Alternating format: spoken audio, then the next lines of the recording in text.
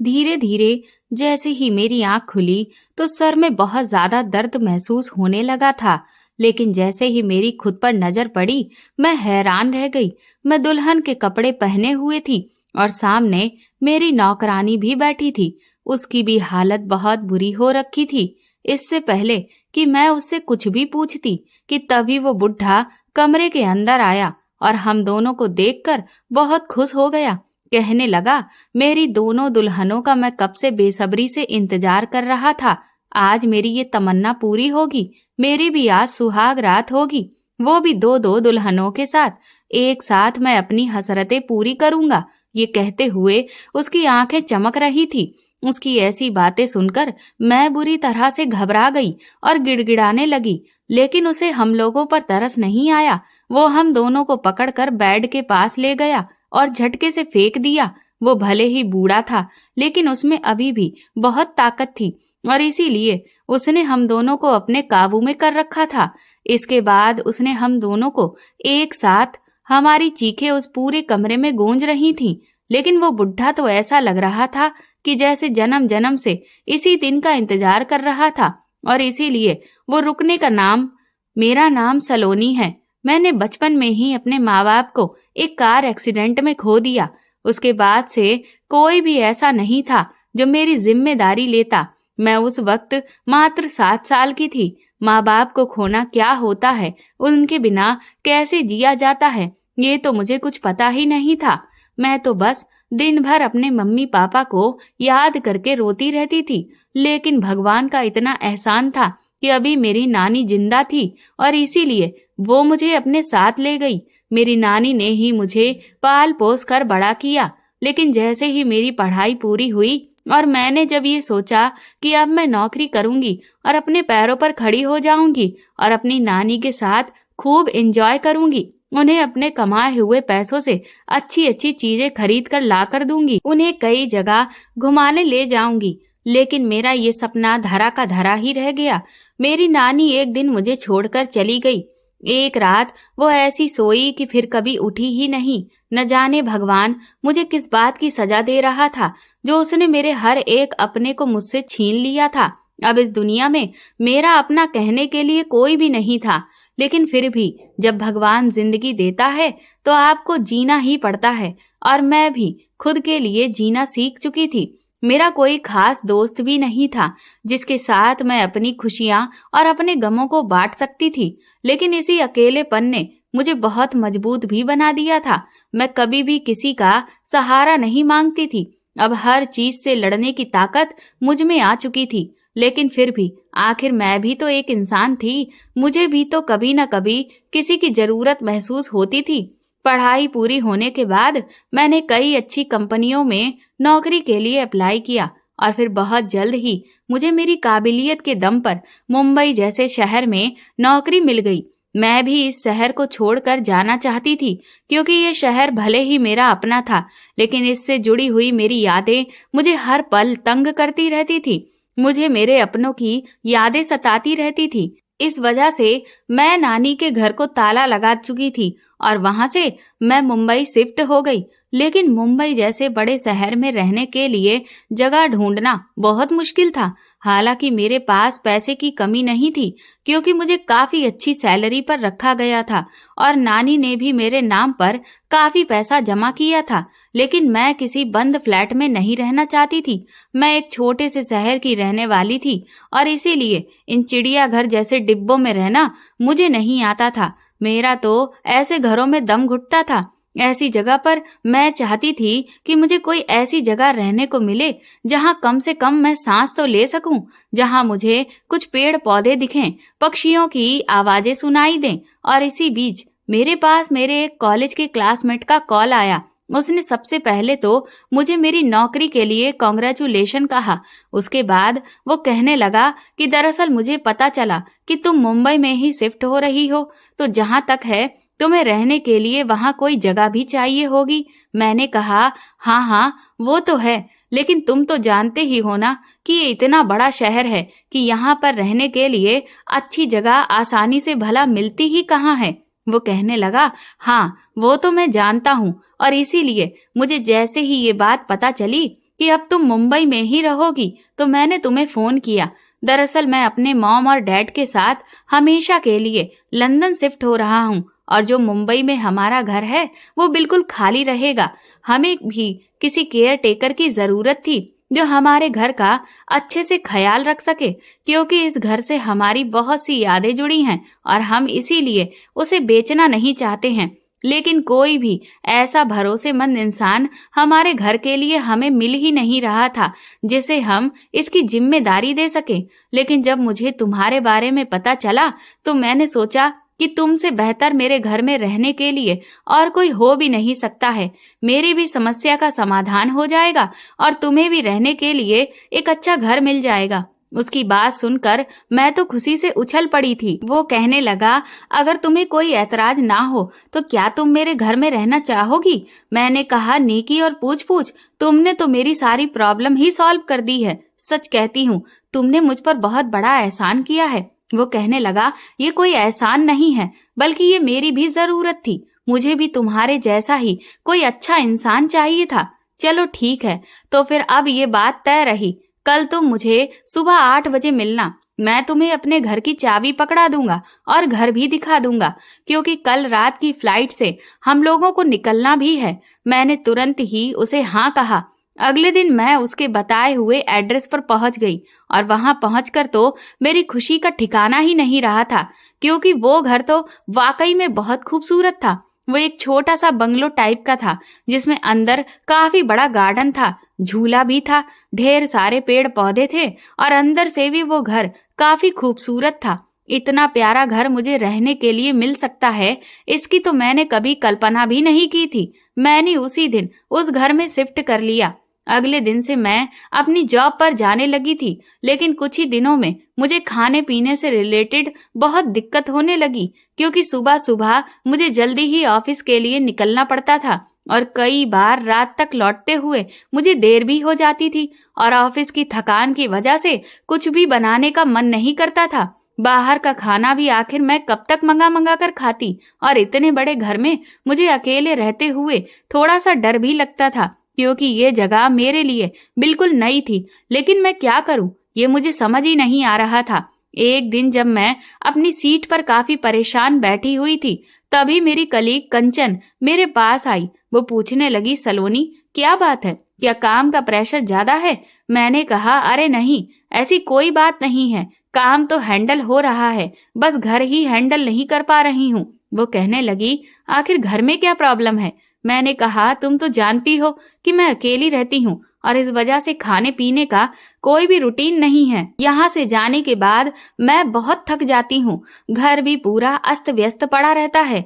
घर की साफ सफाई करने का भी ठीक से टाइम ही नहीं मिलता है। इन सारी चीजों को मैं अकेले कैसे मैनेज करूँ, कुछ समझ नहीं आता।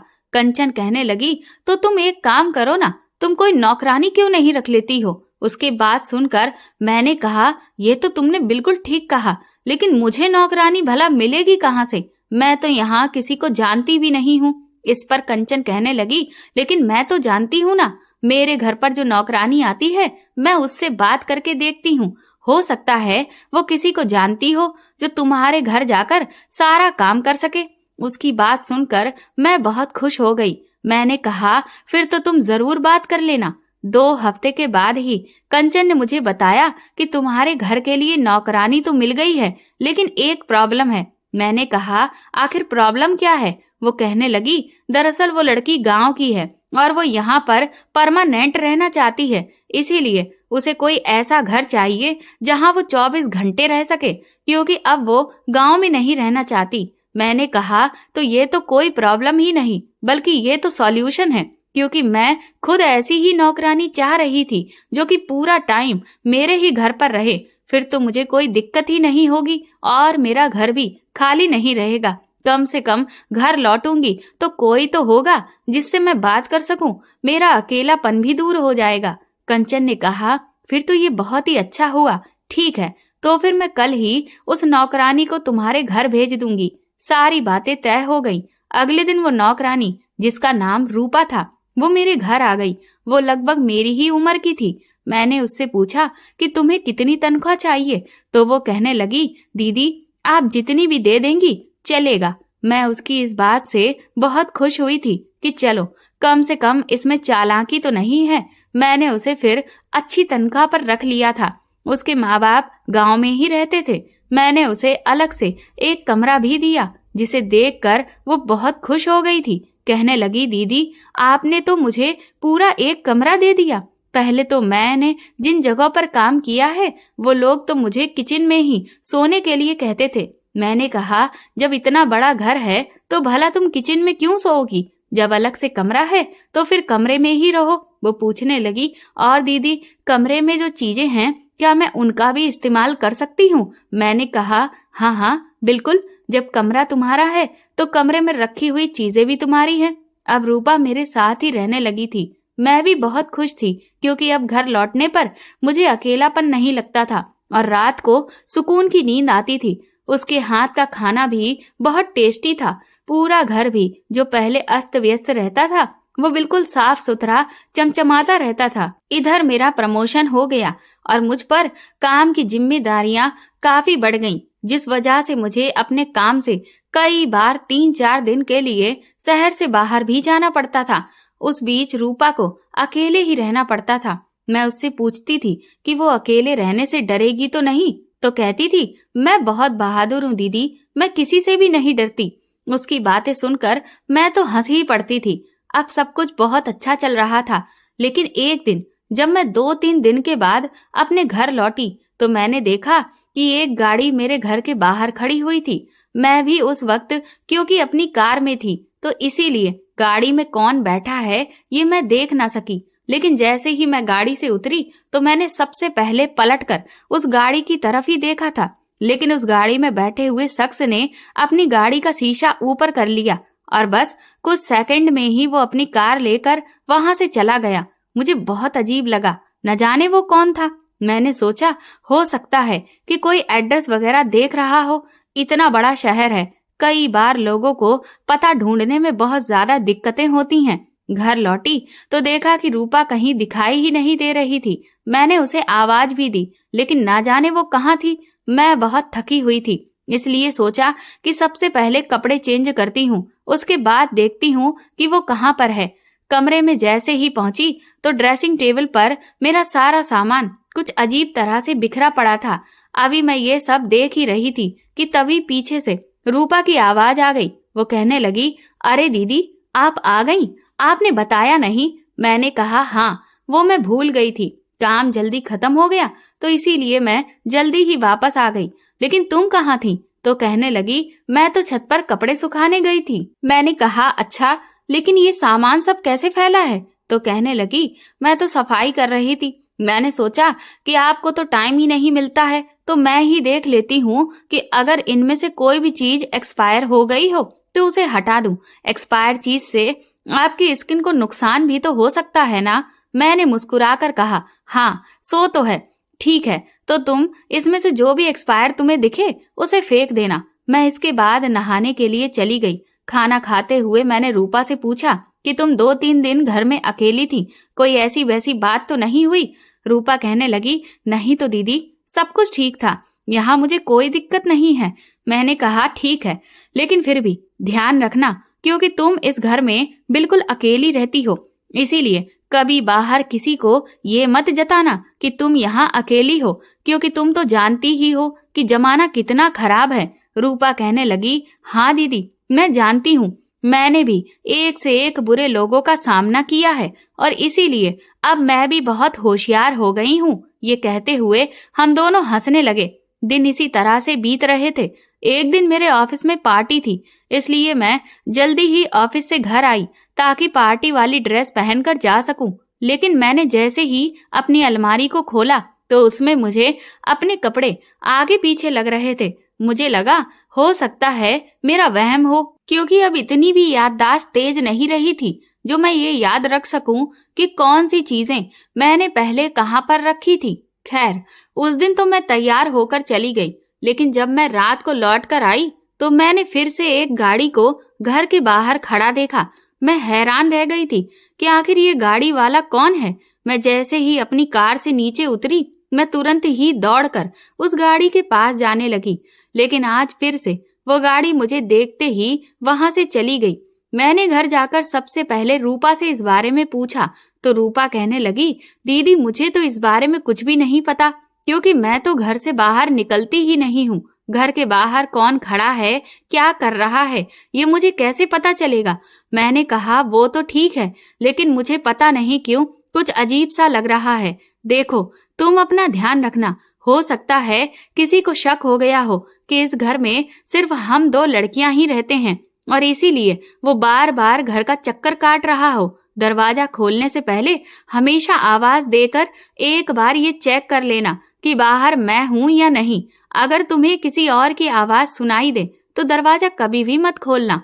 रूपा कहने लगी, ठीक है दीदी, मैं ध्यान रखूंगी। इस सब के बीच मुझे बस एक चीज कई बार परेशान करती थी कि अक्सर जब भी मैं घर में आती तो रूपा मुझे कहीं मिलती ही नहीं थी। वो मेरे घर आने के कुछ देर के बाद ही कहीं न कहीं से लौटती थी। कभी छत पर कपड़े सुखा रही होती थी, तो कभी बाजार से सब्जी लाने गई होती थी, तो कभी बाहर गार्डन की सफाई कर रही होती थी। लेकिन मुझे लगा कि मैं बेकार ही उस पर शक कर रही हूँ। अगर वो घर से बाहर कहीं होती हो तो 5 मिनट के बाद ही आ कैसे जाती है? भला कोई जादूगरनी तो नहीं है जो प्रकट हो जाएगी? इसलिए मैंने इन सब ख्यालों को अपने दिमाग से झटक दिया।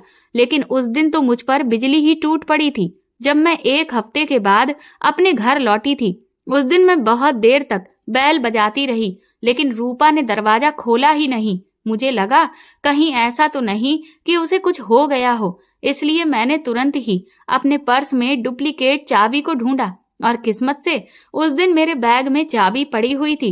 मैंने जैसे ही दरवाजा खोला तो घर में तो सब कुछ शांत पड़ा हुआ था। मैं रूपा रूपा कहती हुई हर एक कमरे के अंदर जा रही थी, लेकिन रूपा मुझे कहीं नजर ही नहीं आई। न जाने वो कहाँ चली गई थी। मैंने उसके फोन पर फोन किया तो बेल तो बज रही थी, लेकिन वो अपना फोन उठा ही नहीं रही थी। मैंने सोचा कि मैं कुछ देर इंतजार करती हूँ। मैं कपड़े चेंज करने के लिए अपने कमरे में गई और दूसरे कपड़े अलमारी से निकाल ही रही थी कि तभी मुझे ऐसा लगा कि जैसे मेरे पीछे कोई खड़ा हुआ है। गरम गरम सांसें मेरे कंधे पर पड़ रही थी। मेरे तो अचानक से पसीने ही छूटने लगे थे। मैंने उस 10 सेकंड में ही न जाने क्या क्या सोच लिया और खुद को ये समझा भी लिया कि शायद ये रूपा है। मुझे पीछे पलटकर एक बार जरूर देखना चाहिए, लेकिन आखिर वही हुआ जिसका मुझे डर था। मैं पीछे पलटी तो पीछे रूपा नहीं थी, बल्कि वहां पर कोई 50 साल का अधेड़ उम्र का आदमी खड़ा हुआ था। वो मुझे देखते ही बहुत ही अजीब तरह से दांत फाड़ फाड़ कर हंसने लगा और आंखें फाड़े ऊपर से लेकर नीचे तक मुझे घूर घूर कर देखने लगा। मैंने कहा, तुम कौन हो और यहाँ क्या कर रहे हो? तुम मेरे घर के अंदर कैसे आ गए? मैं जैसे ही चिल्लाने की कोशिश करने लगी तो उसने मेरा मुंह कसकर दबा दिया। कहने लगा, तुम सच में बहुत खूबसूरत हो। तुम्हारी खूबसूरती ने ही तो मुझे पागल कर दिया है। मैं कब से तुम्हें अपना बनाना चाहता था, लेकिन मौका ही नहीं मिल रहा था। पर अब मेरे सब्र का बांध टूट चुका है और इसीलिए अब मैं ये दूरी बर्दाश्त नहीं कर सकता। देखो, तुम जितना फड़फड़ाओगी उतना ही तुम्हें तकलीफ होगी, इसीलिए चुपचाप मेरी बात मान जाओ। सच कहता हूँ, जैसा मैं कहता हूँ अगर तुम वैसा ही करोगी तो फिर मैं तुम्हें रानी बनाकर रखूंगा। मैंने उसे अपने आप को छुड़ाने की बहुत कोशिश की, लेकिन मैं उससे खुद को छुड़वा ही नहीं पा रही थी। वो मुझे घसीटकर घर से बाहर ले जाने लगा। मैंने उसे कसकर धक्का दिया, जिससे वो लड़खड़ा कर गिर गया। लेकिन जैसे ही मैं बाहर की तरफ भागी तो उसने न जाने क्या ऐसा फेंक कर मेरे सर के ऊपर दे मारा कि जिसकी चोट से मुझे पता ही नहीं चला कि मैं कब बेहोश हो गई। और जब मेरी आंख खुली तो मेरे तो होश ही उड़ चुके थे, क्योंकि उस वक्त एक तो मैं सर में बहुत बुरे दर्द से तड़प रही थी और दूसरा मैंने उस वक्त लहंगा पहना हुआ था और सारे दुल्हन के जेवर मेरे शरीर पर लदे हुए थे। मैं पूरी तरह से एक दुल्हन के भेष में थी। अभी मैं ये सब देख ही रही थी कि तभी जब मेरी नजर कुछ साफ हुई तो सामने मैंने रूपा को बैठे देखा। वो भी उस वक्त दुल्हन बनी बैठी हुई थी और मेरी तरह उसके भी हाथ बंधे हुए थे। मुझे होश में आते देख वो बुरी तरह से रोने लगी। कहने लगी, दीदी आप ठीक तो है ना? मुझे माफ कर दीजिए दीदी, मेरी वजह से आप इस मुसीबत में पड़ गईं। मैंने हैरत से उसकी तरफ देखा और कहा, तुम्हारी वजह से? आखिर तुम कहना क्या चाहती हो? और ये सब हो क्या रहा है? ये बुढ़ा कौन है? इससे पहले कि रूपा मुझे कुछ भी बताती कि तभी उस कमरे के बाहर से किसी लड़की के जोर जोर से चिल्लाने की आवाज आई। उस कमरे का दरवाजा टूटा हुआ था, जिससे उसके बीच में बहुत सारी मोटी मोटी दरारें पड़ी हुई थी और उन दरारों से बाहर का नजारा साफ देखा जा सकता था। बाहर एक बड़ा सा हॉल था जिसमें बहुत सारे बेड रखे हुए थे और उन बेड को चारों तरफ से पर्दों से ढका गया था, लेकिन हमें समझ नहीं आ रहा था कि यहाँ पर हो क्या रहा है कि तभी एक आदमी सामने पड़े एक बेड से गुस्से में उठा और वो बुढ़ा जो मेरे घर में घुसाया था, उससे वो आदमी नाराजगी से कहने लगा कि मेरे पैसे वापस करो, मेरा पूरा मूड खराब हो गया है। मैं यहाँ अपना मूड बनाने आया था, लेकिन मेरे पैसे और टाइम तूने दोनों ही खराब कर दिए। उस बूढ़े ने उस आदमी के पैसे वापस किए और वो आदमी वहां से गुस्से में तनफनाया हुआ चला गया। लेकिन तभी वो बूढ़ा उस बेड की तरफ आगे बढ़ा और उसने जैसे ही पर्दा हटाया तो मैंने देखा कि एक लड़की जंजीर से बंधी हुई थी। उसकी हालत बहुत खराब थी। वो बेचारी हाथ जोड़कर उस बुढ़े के आगे रो रही थी, मुझे छोड़ दो, मुझे जाने दो, मैं ये सब काम नहीं करूंगी। लेकिन वो बुढ़ा उस पर थप्पड़ों की बारिश करने लगा, कहने लगा, तू अब मेरे किसी काम की नहीं रही। मैं तुझे कहा था कि चुपचाप मैं जैसा कहता हूँ वैसा ही कर, और अगर तूने ऐसा नहीं किया तो फिर तेरे जिंदा रहने का कोई फायदा ही नहीं है, और इसीलिए ये ले। ये कहते हुए उसने एक बड़ा सा इंजेक्शन उसकी गर्दन में गड़ा दिया और पूरा इंजेक्शन उसकी गर्दन में घुसा दिया। उस लड़की की बस सिर्फ एक चीख ही निकल पाई और उसके बाद वो वहीं पर ढेर होकर गिर गई। ये नजारा देखकर मेरे और रूपा दोनों के होश फाख्ता हो गए थे। ये बुढ़ा तो बहुत ही खतरनाक था। इसके बाद उस बुढ़े ने उस लड़की को जंजीरों से खोला और घसीटते हुए उसे कहीं बाहर की तरफ लेकर जाने लगा। न जाने वो उस लड़की के साथ क्या करने वाला था। मैं तुरंत ही घबरा कर उठी तो देखा कि मेरे पैर में भी उस बुढ़े ने जंजीर डाली हुई थी, लेकिन वो जंजीर लंबी थी और इसीलिए मैं उस कमरे में लगी हुई खिड़की के पास पहुंच गई। बाहर जब मैंने झांक कर देखा तो सामने एक बड़ा सा गार्डन था जहां बहुत बड़े बड़े पेड़ खड़े हुए थे और ढेर सारे पेड़ पौधे थे। लेकिन तभी मेरी नजर एक बड़े से गड्ढे पर पड़ी जो वहां पर खुदा पड़ा था। उसे देखकर कोई भी बता सकता था कि ये गड्ढा किसी की कब्र के लिए खोदा गया है। अभी मैं ये सब देख ही रही थी कि तभी वो आदमी उस लड़की को घसीटते हुए उस गड्ढे के पास ले आया और उसने एक झटके से लात मारकर उस लड़की को उस गड्ढे में डाल दिया और फिर धीरे धीरे उस पूरे गड्ढे को मिट्टी से भर दिया। इसके बाद पास में रखे हुए कुछ पौधों को उसने उस लड़की की कब्र के ऊपर लगा दिया। अब तो कोई भी देखकर ये बता ही नहीं सकता था कि नीचे अभी कुछ देर पहले उस आदमी ने एक लड़की को इसमें गाड़ दिया है। ये नजारा मेरा दिल दहलाने के लिए काफी था। मेरी आंखों से तो आंसू बंद होने का नाम ही नहीं ले रहे थे। मैं तुरंत ही दौड़कर आकर अपनी जगह पर बैठ गई। मैंने अपने आंसू पोंछे क्योंकि अब शायद वो बुढ़ा हमारे कमरे में ही आ रहा था। उसके कदमों की आवाज मुझे साफ सुनाई दे रही थी, लेकिन इससे पहले कि वो उस कमरे में कदम रखता मैंने एक बार फिर से अपनी आंखें बंद कर ली और ऐसे दिखाया कि जैसे मैं अभी भी बेहोश हूँ। वो बुढ़ा कमरे में आया और मुझे देखते हुए कहने लगा, ओह मेरी रानी को अभी तक होश नहीं आया। मैं भी बड़ा जालिम हूँ, इतनी कसके मारने की जरूरत ही क्या थी। सॉरी जाने मन जो मैंने तुम पर इतना जुल्म किया, लेकिन बस एक बार तुम मेरी हो जाओ, फिर तुम देखना मैं तुम्हें कैसे अपनी पलकों पर बिठाकर रखता हूँ। अब बस और इंतजार ना करवाओ, जल्दी से होश में आ जाओ ताकि मैं अपनी तमन्ना पूरी कर सकूं। इसके बाद उसने रूपा की तरफ देखा और कहा, वैसे कम तुम भी नहीं हो, खूबसूरत तुम भी बहुत हो, और इसीलिए तो मैं तुम दोनों को एक साथ अपनी दुल्हन बनाऊंगा और दोनों से साथ में ही अपनी ख्वाहिश पूरी करूंगा। इसके बाद वो कमरे से बाहर निकल गया और थोड़ी ही देर के बाद एक कार के स्टार्ट होने की आवाज हमें सुनाई दी। मैं तुरंत ही फिर से खिड़की के पास गई तो देखा कि वो आदमी अपनी गाड़ी में बैठकर कहीं बाहर चला गया था। मैंने रूपा से कहा कि आखिर ये सब क्या हो रहा है, कम से कम अब मुझे बताओ ये कौन है और हम लोग यहाँ पर आकर कैसे फंस गए, क्योंकि मैं तो इस आदमी को जानती भी नहीं, मैंने तो इसे कभी नहीं देखा। रूपा कहने लगी, दीदी मुझे माफ कर दीजिए, आप इस आदमी को नहीं जानती, लेकिन मैं जानती हूँ। मैंने हैरत से कहा कि कौन है ये? रूपा कहने लगी, मैं आपको शुरू से सब कुछ बताती हूँ। दरअसल मेरे बहुत बड़े बड़े ख्वाब थे। मैं शहर की लड़कियों के जैसे खूब स्टाइलिस्ट कपड़े पहनना चाहती थी और चाहती थी कि मेरे भी बहुत सारे प्रेमी हों जो कि मुझ पर पैसे लुटाएं और मेरी सारी ख्वाहिशों को पूरा करें, मुझे महंगे महंगे गिफ्ट दें। गांव में रहकर तो ये सब कुछ हो नहीं पा रहा था, इसलिए मैंने फैसला किया कि मैं शहर चली जाऊंगी। और फिर जब मुझे आपके यहाँ काम करने का ऑफर मिला तो मानो मेरी कल्पनाओं को पंख लग गए थे। मैंने सोचा कि ये तो मेरी ख्वाहिशों को पूरी करने का सुनहरा मौका है, क्योंकि आप तो अपने काम पर चली जाया करोगी और मैं पूरा दिन घर में अकेली रहूंगी, और एक अकेले आदमी का भला कितना काम। इसीलिए मुझे अपनी ख्वाहिशों को पूरा करने का भी मौका मिल जाएगा।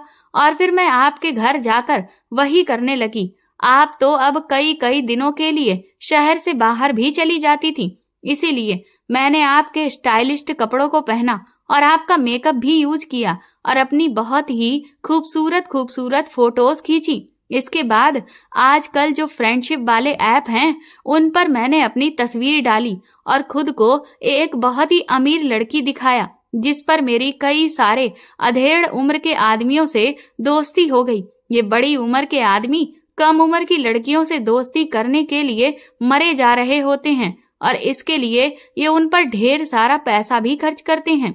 मैंने भी इस बात का फायदा उठाया और कई सारे आदमियों के साथ दोस्ती की, और वो मुझे जब भी कहीं मिलने के लिए बुलाते थे तो मैं आपके कपड़े ही पहनकर उनके साथ खूब घूमने जाती थी। वो लोग मुझे एक से एक बढ़िया मॉल में लेकर जाते थे और बहुत महंगी महंगी शॉपिंग कराते थे। मैं बहुत महंगे महंगे रेस्टोरेंट में खाना खाने जाती थी। इसके अलावा वो लोग मेरी हर ख्वाहिश को पूरा करते थे, जिसे देखते हुए मेरा लालच दिन व दिन बढ़ता ही चला जा रहा था। और अब मैं उन लोगों से कभी हीरे की अंगूठी, कभी मोबाइल, तो कभी हीरे के हार की डिमांड करने लगी थी। लेकिन कहते हैं ना कि कोई भी चीज मुफ्त में नहीं मिलती, इसलिए उन्हें भी मुझसे बदले में वो चाहिए था जो दुनिया का हर आदमी एक औरत से चाहता है। लेकिन मैं वो सब नहीं करना चाहती थी, मैं सिर्फ उनका फायदा उठाना चाहती थी। इसलिए मैंने उनसे यही कहा कि मेरी बड़ी बहन है जो कि बहुत ज्यादा स्ट्रिक्ट है और मैं उनसे बहुत डरती हूँ। वो हर वक्त मुझ पर नजर रखती है और जैसे ही अगर कभी वो लोग मुझे कहीं होटल में ले जाने की बात करते या किसी जगह पर वो मेरे साथ ज्यादा नजदीकियां बढ़ाते तो मैं आपका बहाना बना देती थी कि दीदी मुझे घर बुला रही है, दीदी का फोन आ रहा है, वो घर लौट आई है। ये सारे बहाने करके मैं उनसे अपना पीछा छुड़ा लेती थी, लेकिन मेरा फायदा खूब हो रहा था। रूपा की बात सुनकर मैंने उससे कहा, तो इसका मतलब उस दिन जो सामान फैला हुआ था वो इस वजह से नहीं था कि तुम एक्सपायरी डेट चेक कर रही थी, बल्कि तुम मेरा मेकअप कर रही थी। रूपा रोते हुए कहने लगी, हाँ दीदी, मैंने कहा इसीलिए मुझे मेरी पार्टी वाली ड्रेसेस भी बहुत बिखरी हुई लगती थी, लेकिन मुझे लगता था कि शायद ये मेरी गलत फहमी है और इसी वजह से जब भी मैं घर आती थी तो तुम मुझे गायब ही दिखती थी। रूपा कहने लगी, हाँ दीदी, क्योंकि आपके घर से जाते ही मैं भी इन लोगों के साथ घूमने के लिए निकल जाती थी और इस ऐप से मेरी इस बुढ़े से भी दोस्ती हुई थी। ये करोड़पति आदमी है। मैंने सोचा कि इससे जितना पैसा ऐंठ सकती हूँ उतना ऐंठ लेती हूँ और इसीलिए मैंने इससे कुछ ज्यादा ही नजदीकियां बढ़ाई और इसे अपने घर तक लेकर आने लगी थी। आप कह रही थी ना कि घर के बाहर आपने एक गाड़ी वाले को देखा था, वो और कोई नहीं बल्कि वो यही था। लेकिन मुझे ये नहीं पता था कि ये सीधा सादा सा दिखने वाला बुढ़ा साइको निकलेगा। ये तो पूरी तरह से पागल है। मैंने रूपा से कहा, साइको, आखिर कहना क्या चाहती हो तुम? रूपा कहने लगी, दीदी, दरअसल कल इसने मुझे कहा कि मैं तुम्हें एक बहुत ही खूबसूरत जगह दिखाना चाहता हूँ। मुझे लगा कि कोई पब्लिक प्लेस होगा जहाँ ये मुझे लेकर आना चाहता है, लेकिन जैसे ही ये मुझे इस बंगले में लेकर आया और यहाँ मैंने देखा कि ये तो आबादी से बहुत दूर है, तो मेरे दिमाग की घंटी बजने लगी। मुझे लगा कि आज तो मैं फंस गई। ये मुझे बड़े प्यार से घर के अंदर ले जाने लगा। कहने लगा, मैं कब से इस दिन का इंतजार कर रहा था और आज वो मौका मेरे हाथ आ ही गया। आज तो तुम्हारी दीदी भी बाहर गई हुई है और तुम्हें भी आज किसी बात की जल्दी नहीं है, तो फिर चलो हम अपने रिश्ते की ओर एक और कदम बढ़ाते हैं। ये कहते हुए उसने जैसे ही घर का दरवाजा खोला, मैं तुरंत ही पीछे पलट गई और मैंने झूठा बहाना बनाया कि आपका मेरे पास फोन आ रहा है। मैंने कहा कि दीदी का फोन आने लगा है, लगता है वो घर आ गई है। वो अक्सर ऐसा ही करती है, वो अचानक घर आ जाती है। आप मुझे जल्दी से घर छोड़ दीजिए, वरना दीदी बहुत नाराज होगी। मैं जैसे ही उसकी कार की तरफ भागी, उसने मेरा हाथ कसकर पकड़ लिया। कहने लगा, बस बहुत हो गया तुम्हारा नाटक। तुम्हें क्या लगता है कि तुम मुझसे पैसे लूटती रहोगी और बदले में मुझे कुछ भी नहीं दोगी? आखिर मैंने तुम पर इतना जो खर्चा किया है, उसका कुछ मुझे भी तो इनाम मिलना चाहिए। इसके बाद उस बूढ़े ने मुझे घसीटते हुए घर के अंदर फेंक दिया। मैंने चिल्लाने की बहुत कोशिश की, लेकिन यहाँ कोई है ही नहीं जो हमारी चीखें सुने। लेकिन जैसे ही मेरी नजर सामने की दीवार पर पड़ी, तो मेरी तो आंखें फटी की फटी रह गई थीं। सामने की दीवार पर न जाने कितनी सारी लड़कियों की तस्वीरें टंगी हुई थीं और जिन पर हार चढ़ा हुआ था। मैं अभी उन्हें देख ही रही थी कि ये बुढ़ा पागलों के जैसे हंसने लगा। कहने लगा, क्या देख रही हो जाने मन? ये लड़कियां भी तुम्हारी तरह ही मेरी प्रेमिकाएं रही हैं। क्या करूं, मैं एक हफ्ते से ज्यादा किसी भी लड़की के साथ सुखी रह ही नहीं पाता हूं। एक हफ्ते के बाद ही मुझे किसी दूसरी लड़की की जरूरत महसूस होने लगती है और इसीलिए जब मेरा काम इन लड़कियों से पूरा हो जाता है, तो फिर मैं उन्हें और दूसरे आदमियों के हवाले कर देता हूं। आखिर इन पर इतना खर्चा जो किया है, तो वो सारा वसूल भी तो करना पड़ेगा। और फिर जब ये वसूली पूरी हो जाती है और ये लड़कियां मेरे किसी काम की नहीं रहती, तो उन्हें मार के यहीं अपने इस गार्डन में जमीन के नीचे दबा देता हूँ। लेकिन देखो, मैं इतना शरीफ हूँ कि इन्हें भुलाता नहीं हूँ, इन्हें पूरा सम्मान देता हूँ और उनकी तस्वीर को हार चढ़ाकर टांग देता हूँ। ये सारी मेरी पत्नियां हैं, तो कम से कम इतना सम्मान तो इन्हें मिलना ही चाहिए। ये सब भी बेचारी मुझे बहुत सीधा और खुद को चालाक समझ रही थी। ये भी तुम्हारी तरह ही थी। इनको लगता था कि ये मुझसे अपना काम निकलवाती रहेंगी और मुझे बेवकूफ बनाती रहेंगी, लेकिन इन्हें नहीं पता था कि दरअसल मैं तो खुद मुर्गी को हलाल करने से पहले उसे जमकर दाने खिला रहा था। उसकी बातें सुनकर मैं रोने लगी थी, तो कहने लगा, देखो, रो रो कर अपनी ये खूबसूरती खराब ना करो। और तुम फिक्र क्यों करती हो? तुम अब मेरी होने वाली पत्नी हो, पूरे एक हफ्ते के लिए। इधर देखो, मैंने शादी की भी सारी तैयारी करके रखी हुई है।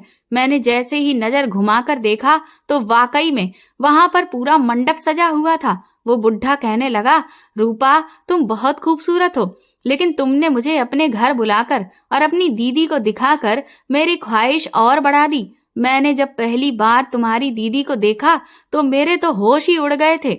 मैंने अब तक इतनी लड़कियों को अपने जाल में फंसाया, लेकिन उसके जैसी खूबसूरत लड़की तो मैंने आज तक नहीं देखी, और ऐसी बला सिर्फ मेरे लिए ही बनी है। इसीलिए मैंने फैसला किया है कि मैं तुम दोनों से एक साथ शादी करूंगा, क्योंकि मुझसे सब्र ही नहीं हो रहा है। मैंने उसके बहुत हाथ पैर जोड़े कि वो आपके साथ कुछ भी ना करे, लेकिन वो कहने लगा कि अब तो मेरा दिल उस पर आ चुका है। क्या करूं? जिस दिन से मैंने उसे देखा है, वो तो मेरी नजरों में ही बस गई है, और इसके बाद वो मुझे बांध कर कहीं चला गया, और फिर अब वो आपको भी यहाँ ले आया। ये सब मेरी गलती है। अगर मैं ये सब कुछ नहीं करती, तो आप भी इस जाल में नहीं फंसती। मैंने ही उसे आपका घर दिखा दिया, और तभी उसकी गंदी नजर आप पर पड़ी, और उसने आपके साथ भी वही किया जो उसने मेरे साथ किया। ये कहकर रूपा जोर जोर से रोने लगी। कहने लगी, दीदी, मुझे माफ कर दीजिए। आज मुझे अपने किए पर बहुत पछतावा हो रहा है।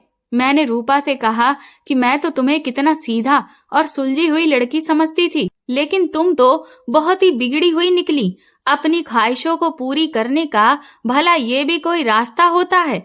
अगर तुम्हें इतना ही शौक था कि तुम शहर की लड़कियों के जैसे कपड़े पहनो और उनके जैसा ही लाइफ स्टाइल अपनाओ तो उसके लिए मेहनत करती। तुम मुझसे कहती मैं तुम्हें आगे पढ़ने लिखने में मदद करती, लेकिन तुमने तो गलत रास्ता चुना। तुम्हें लगा कि तुम इस आदमी को चूना लगा दोगी और इसका फायदा उठाकर अपनी ख्वाहिशों को पूरा करोगी, लेकिन देख लो तुम्हारी ख्वाहिशों का ये नतीजा है कि आज हम इतनी बड़ी मुसीबत में फंस चुके हैं। तुम ये कैसे भूल गई रूपा कि इस दुनिया में मुसीबत सिर्फ औरतों पर ही आती है, आदमियों पर आफत कम ही बरसती है। अब सबसे पहले हमें ये सोचना होगा कि हम यहाँ से कैसे निकलें। अभी हम लोग ये सब सोच ही रहे थे कि तभी अचानक से हमें गाड़ी की आवाज सुनाई दी और वो बुढ़ा वापस लौट आया तो मुझे और रूपा दोनों को घसीटकर वो बाहर की तरफ ले जाने लगा।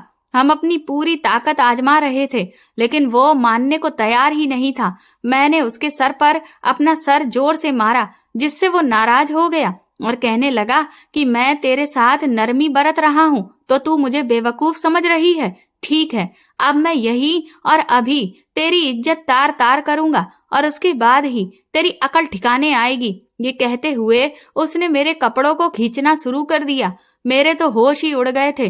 वो बुढ़ा बिल्कुल पागल हो गया था। वो मुझे अपनाने के लिए बौखलाया जा रहा था, लेकिन तभी रूपा ने एक लात खींचकर उसके कंधे पर मारी, जिससे वो लड़खड़ा कर पास में रखी हुई टेबल के पास जाकर गिरा और वो टेबल का कोना उसके सर से लग गया, जिससे उसके सर से खून आने लगा। ये देखकर वो गुस्से में पागल हो चुका था। उसने आओ देखा न ताओ और पास ही पड़े एक लोहे के डंडे को उठाया और उसने 4-5 बार रूपा के ऊपर कर दिए। मैं चीखती रह गई, लेकिन मैं रूपा को बचा न सकी। रूपा बेचारी ने वहीं दम तोड़ दिया। इसके बाद उस बुढ़े ने मेरी तरफ डंडे को दिखाते हुए कहा कि देखो रानी, अब मेरी बात प्यार से मान जाओ।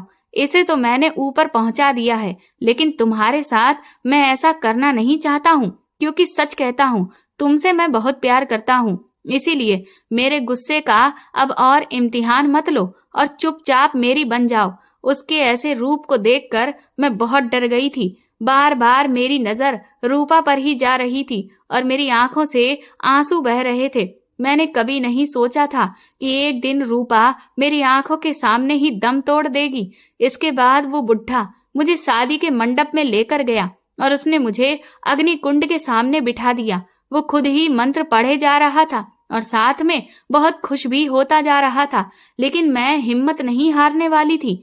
मुझे अब हर हाल में रूपा की मौत का बदला भी लेना था और उसने अब तक जिन भी लड़कियों के साथ बुरा किया था उन्हें भी उसके चुंगल से छुड़ाना था। मेरे हाथ उसने अभी तक बांध रखे थे और उन बंधे हुए हाथों से ही मैं हवन सामग्री को उठाकर अग्नि कुंड में डाल रही थी। मैंने तुरंत ही हवन सामग्री की प्लेट को उठाया और पूरी प्लेट उस आदमी की आंखों की तरफ उड़ेल दी, जिससे वो बुरी तरह से बिलबिला गया।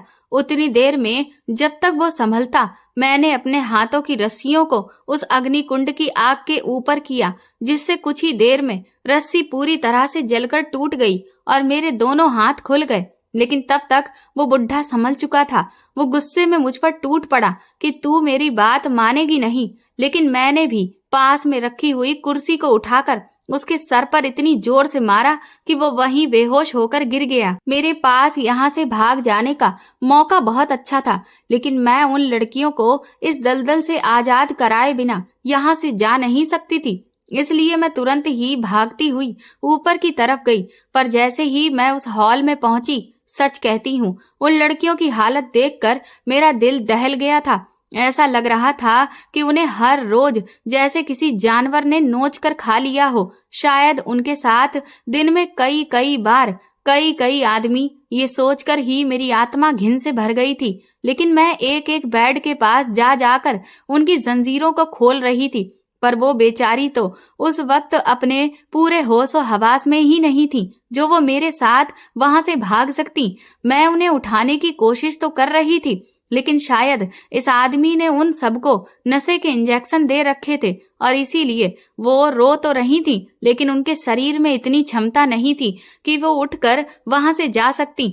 मैंने सोचा कि मैंने इनके सर पर पानी उड़ेल कर इन्हें होश में लेकर आती हूँ, लेकिन उससे पहले ही मैं जैसे ही पीछे पलटी तो मेरी रूह कांप गई, क्योंकि वो बुढ़ा मेरे सामने खड़ा हुआ था।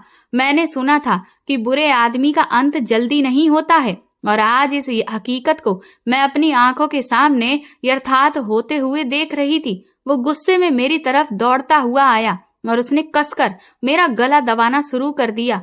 मैं अपनी पूरी ताकत लगा रही थी ताकि उससे खुद को छुड़ा सकूं, लेकिन मेरी ताकत उसके सामने जवाब देने लगी। मेरी सांसें थमने लगी थीं, मेरी आंखें बाहर आ रही थीं और वो पूरी ताकत से मेरा गला दबाता ही जा रहा था। धीरे धीरे मेरी आंखों के सामने अंधेरा छाने लगा, लेकिन तभी ऊपर वाले का चमत्कार हुआ और पुलिस वहां पर आ गई। पुलिस ने तुरंत ही उस बुढ़े से मुझे छुड़ाया। कुछ देर में जब मेरी हालत ठीक हुई तो मैंने पूरी कहानी पुलिस वालों को अपनी जुबानी कह सुनाई। मैंने कहा कि मैंने ही आपको फोन किया था। दरअसल जब मैंने उस बुढ़े के सर पर कुर्सी दे मारी थी तो उन लड़कियों को छुड़ाने से पहले मेरी नजर उस बुढ़े के मोबाइल पर पड़ी और मैंने तुरंत ही पुलिस को फोन करके खबर दे दी थी, और इसीलिए ऐन मौके पर पुलिस ने आकर मुझे उस आदमी से बचा लिया, वरना आज तो मेरा भी वही हाल होता जो रूपा का हुआ था। इसके बाद पुलिस ने उन सभी कैदी लड़कियों को वहां से छुड़ाया। रूपा की लाश पुलिस ने अपने कब्जे में ले ली थी। रूपा को देखकर मुझे बहुत रोना आ रहा था, लेकिन रूपा अपने लालच की भेंट चढ़ गई थी। उसने जो गलती की थी शायद ये उसकी सजा ही उसे मिली थी। मैं अपने घर वापस लौट आई, लेकिन इन 2 दिनों में मेरे साथ जो कुछ भी हुआ उसे मैं पूरी जिंदगी भूल नहीं सकती थी। कुछ ही दिनों के बाद मुझे जिले के सबसे बड़े अधिकारी ने इतनी सारी लड़कियों की जान बचाने के लिए बहादुरी सम्मान दिया। मैं खुश तो बहुत थी, लेकिन सच कहूं, काश मैं रूपा को भी बचा सकती। काश आज रूपा भी मेरे साथ यहाँ जिंदा खड़ी होती। बाद में पुलिस ने मुझे बताया कि वो आदमी सनकी था, उसे कम उम्र की लड़कियों की सनक थी और इसीलिए उसने फ्रेंडशिप ऐप पर अपना अकाउंट बनाया था, क्योंकि आजकल लड़कियों को जल्द से जल्द अपनी ख्वाहिशों को पूरा करने वाला कोई इंसान चाहिए होता है, और इस तरह के आदमी उनकी ख्वाहिशों को पूरा करके उनका फायदा उठाते हैं और वो उनके जाल में फंस जाती हैं, जैसे कि रूपा फंस गई थी। और फिर उसके बाद जब इसका खुद का मतलब उन लड़कियों से पूरा हो जाता था और इसका मन भर जाता था, तब ये उन लड़कियों को दूसरे आदमियों के हवाले कर देता था। ये सब कुछ मेरे लिए किसी ट्रॉमा से कम नहीं था। इतने सालों बाद कोई ऐसा इंसान था जिसके साथ मैं हंसी खुशी रह रही थी। रूपा के होने से मेरी जिंदगी में वो अकेलापन नहीं रहा था, लेकिन कहते हैं ना, भगवान आपके लिए किसी न किसी को भेज ही देता है।